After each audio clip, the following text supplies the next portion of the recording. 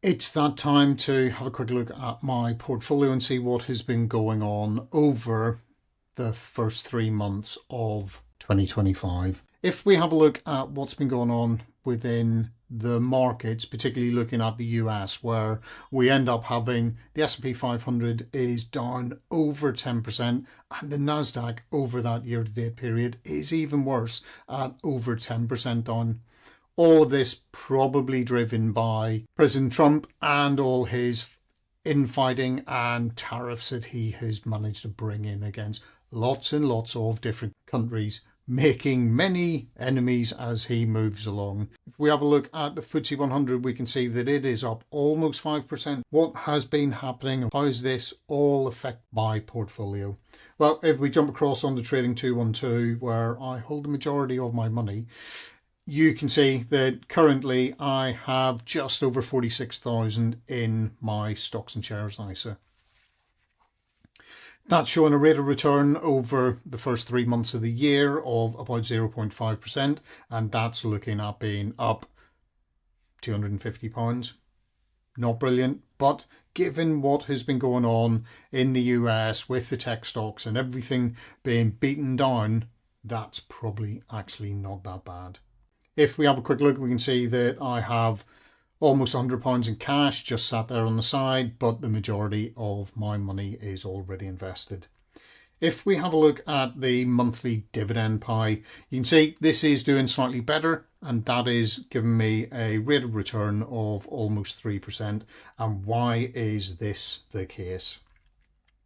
If you have a look at the holdings that I have within this monthly dividend buy, you will see I have Realty Income there as my largest holding, but the majority of the rest of the companies that I hold in here are all UK blue chip dividend companies. So you've got the likes of Legal & General, National Grid, British American Tobacco, all big, well-known companies that pay a nice dividend. That said, my growth pie is not doing quite so well.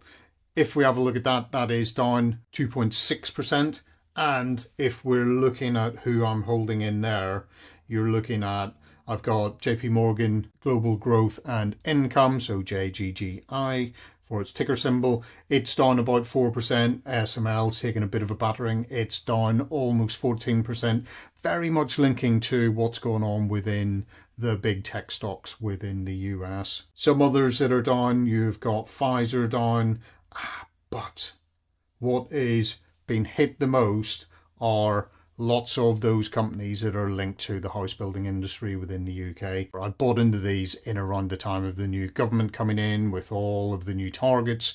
I was expecting to see some form of uplift in activity and delivery of those houses, but potentially it is still a little bit early. You also had Vistry Group coming out with not a particularly great 2024 annual report, but at least there is some glimpse of hope on the horizon for a slightly better 2025 with increase in units delivered and also an increase in revenue. My Own the World pie, as you would expect, this is holding ETFs across the world, and we are looking at that being down about 1.9%. What I have started investing into is this challenge that I'm calling the Ryder Cup of dividends, where I am pitching 12 US dividend growth stocks against 12 European dividend growth stocks to see whether Europe can beat the US when it comes to dividends. Everybody looks very much towards those US well-known ones. And what have I got in here? I've got things like Visa and Lowe, Chevron, Verizon, Southern Copper. So there are some of the US companies that I have in there, but I'm also pitching those against things like Evolution Gaming, SML, Shell, Orange, Primary Health Properties, Legal & General, some of those well-known dividend stocks within Europe. And I'm going to see which one can win. I'm probably going to run this over 6 months. I might run this out to a year. And what I'm doing is investing £60 per week into these companies. And that ends up with me currently being down about 2%. That's just because of everything that is going on within the markets at the moment. But what this is giving me a huge opportunity for is, as stocks and the markets are beaten down slightly, you are able to buy things at a slightly better price. I'm looking forward to the new tax year coming in, so I'm going to make sure that I am making use of the ISA allowance and see how I can manage to grow my portfolio next year. Currently, I have got a projection of hopefully managing to reasonably early on in the year break that 50,000 mark, which is the next big target that I have set for my portfolio. But I'm also keen next year to try and grow my dividends to over £3,000 per year. I'd be really happy to start getting to that point.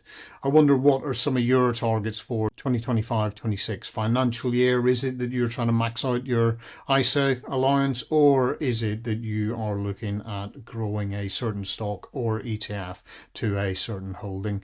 Love to hear in the comments what it is that you have got your eyes focused on. If you want to, you can follow along on Instagram or YouTube Shorts to be kept up to date with what is going on with my Ryder Cup of Dividends challenge. Hope you found that of some use. Thanks very much for watching, and I will see you in the next one. Cheers, bye.